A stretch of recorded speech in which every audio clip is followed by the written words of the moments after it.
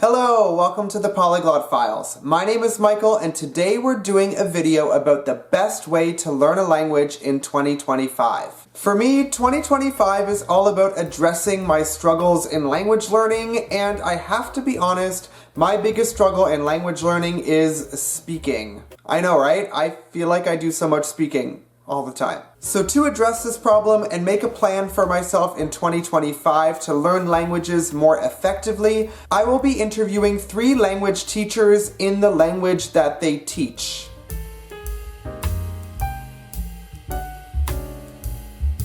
I will be interviewing Maëlle, who teaches French, Vince, who teaches Italian, and Chris, who teaches German. I will be interviewing these 3 teachers on italki, the sponsor of today's video. Italki is an online language learning platform that connects language learners like me to certified language teachers. I personally have used italki to improve the languages I study, and I love that they offer personalized one-on-one lessons. Getting started is easy. You simply search for the language you want to learn, and you instantly gain access to over 30,000 teachers on the italki platform. You can choose a native speaker for the language you want to learn, and teachers create lessons based off of your interests and needs to improve your listening and speaking skills. The best part is that italki does not require a subscription. You simply pay per lesson that you take. Not to mention, you can learn at any time from anywhere with flexible online lessons that fit into your schedule. If you're interested in checking it out, click on the link in the description to get started with your language learning journey. In fact, italki is offering a discount to the viewers of this video. If you buy $10 worth of italki credits, you get $5 for free for your first lesson using my exclusive promo code, Michael. That's me. That's my name. The discount though is only available to the first 50 users, so be sure to get it today. While I am talking to our italki teachers in this video, I want to know 2 things. Number 1, what advice do language teachers give learners who want to learn or improve a language in 2025? And number 2, how can you become more confident in actually speaking the language that you're learning? Let's start with Maëlle, who teaches French.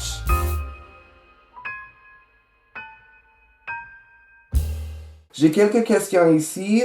Nous pouvons avoir une petite conversation en français. Ma première question, est-ce que vous pouvez vous introduire? Je m'appelle Maëlle, je vis en ce moment au Portugal, mais j'ai commencé à donner des cours de français quand je vivais au Brésil.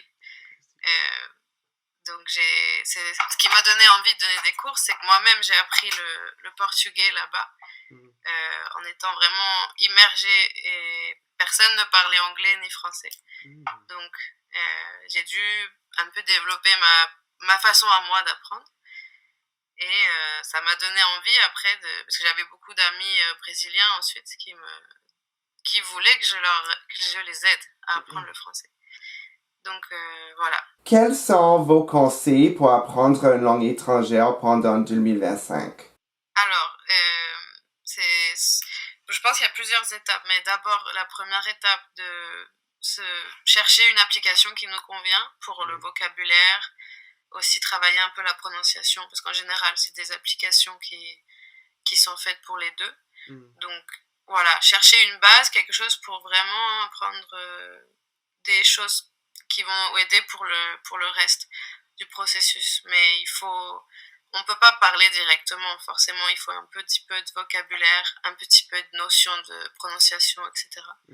Donc, c'est pas obligatoire d'y passer des mois, mais faire quelques premiers pas avec une application, je pense que ça rassure et ça aide à mémoriser des mots. Selon vous, est-ce que la grammaire est importante à apprendre au début quand on commence à apprendre une nouvelle langue?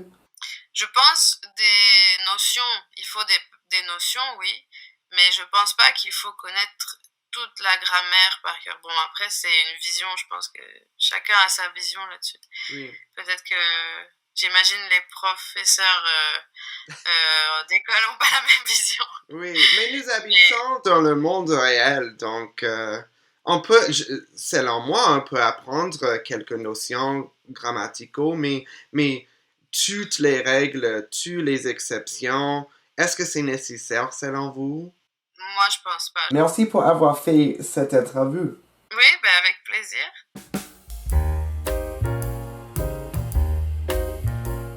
Come sta oggi? Tutto bene, tutto tranquillo. Tu come stai? Bene, sono un po' stanco. Potrebbe presentarsi un po' per noi? Certo, certo. Allora, io sono Vincenzo, sono italiano, sono nato in Abruzzo, una regione che sta nel centro Italia. Ho vissuto all'estero, ho vissuto in Argentina 3 anni e mezzo, quasi 4 anni. Diciamo ho fatto anche altri viaggi in Brasile, sono stato qualche mese. Questo ha stimolato sempre di più la mia passione per le lingue. Adesso insegno su italki, già sono 4 anni e mezzo, 5 anni che insegno. Quando lavoro su italki sento come se sto facendo la cosa più bella che possa fare. Mi piace tantissimo, sì. Quali sono i vostri consigli per imparare una lingua straniera nel 2025? Ok, sono vari consigli. La prima cosa fondamentale è esporsi alla lingua, quindi non avere paura di entrare in contatto con la lingua. Quindi cogliere tutte le occasioni in cui si può usare la lingua che si sta studiando. Questo può essere quando guardiamo un film, per esempio, scegliamolo in lingua, scegliamolo nella lingua che è obiettivo. Quando stiamo programmando un viaggio, pensiamo a unire le due cose, al viaggio e all'apprendimento. Quindi se state studiando l'italiano, può essere una grande cosa questa di approfittarne e fare un viaggio in Italia. E online usare tutte le risorse che ci sono, come italki, per parlare con le persone, con i madrelingua e usare la lingua. Un'altra cosa importante, se vi piace leggere di un argomento o guardare documentari su un argomento specifico, non connesso con le lingue straniere, usare questa passione unendola alla passione per le lingue o all'obiettivo di imparare una lingua e scegliere la lingua obiettivo per farlo. E che pensa della grammatica? La grammatica è importante o... Sì, la grammatica è importante, però va considerato l'approccio che si ha alla grammatica, nel senso che è importante la grammatica quando i bambini imparano una lingua, quando io ho imparato l'italiano da bambino, no? I miei genitori, i miei nonni mi hanno insegnato a parlare, però non hanno iniziato con il libro di grammatica. Come potrebbe uno studente sentirsi più a suo agio quando parla italiano? Accettando che la perfezione non è umana, non è di questo mondo, quindi accettando gli errori e vedendo gli errori come un'opportunità di crescita, no? Perché se io faccio una lezione con uno studente e lo studente mi risponde perfettamente a tutto, sa fare tutti gli esercizi, riesce a parlare perfettamente, allora c'è un problema, non stiamo focalizzando l'attenzione sui punti deboli. Quando si fanno errori significa che abbiamo individuato una zona su cui lavorare, quindi l'errore è positivo.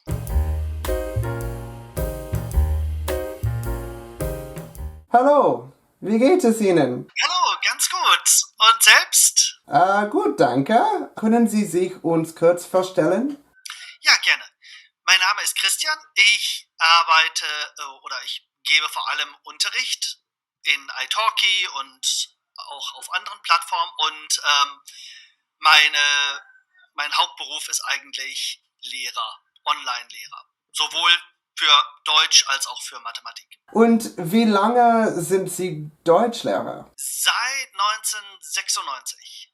Was sind Ihre Tipps zum Erlernen einer Fremdsprache im Jahr 2025? Definitiv mittlerweile die AI-Tools benutzen. Also ich muss sagen, das hat so viele Fortschritte gemacht, gerade in den letzten 2 Jahren, dass man das wirklich nutzen sollte. Es ersetzt den Lehrer nicht, es ist eine Ergänzung, aber es ist sehr hilfreich. Die AI steht den ganzen Tag zur Verfügung, man kann immer wieder Fragen stellen und es ist eine sehr, sehr gute Ergänzung.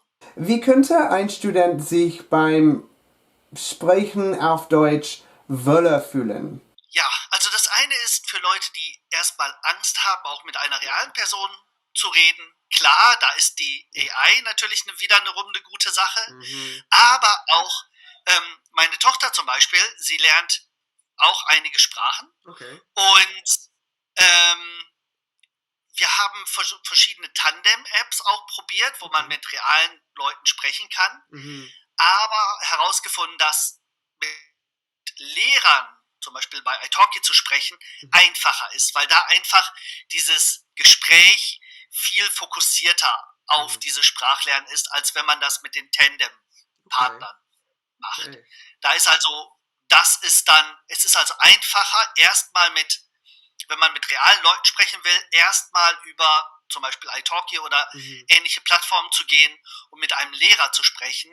Das ist sicherlich einfacher, als wenn man den realen Talk, wie zum Beispiel mit Tandem oder anderen, sucht. Zuerst italki und dann kannst du mit anderen Leuten sprechen. Richtig, genau. Das trainiert also sehr dieser Schritt. Also ich würde persönlich AI, dann italki und erst dann versuchen mit anderen die freien Gespräche. Throughout the video, I hope that you were able to see some useful tips that you can apply to your own language learning journey, and you feel inspired to tackle the challenge of a new language this year. As I mentioned before, italki is a great way to start your language learning journey, so don't forget to click on that link in the description to get $5 for free after you purchase $10 of italki credits for your first lesson. And after you checked it out, let me know what you think. Don't forget to like, comment, and subscribe, and don't forget to follow me on social media. I have a TikTok, Facebook, Instagram, and Twitter. As usual, thank you for watching the Polyglot Files, and I will see you next time. Goodbye!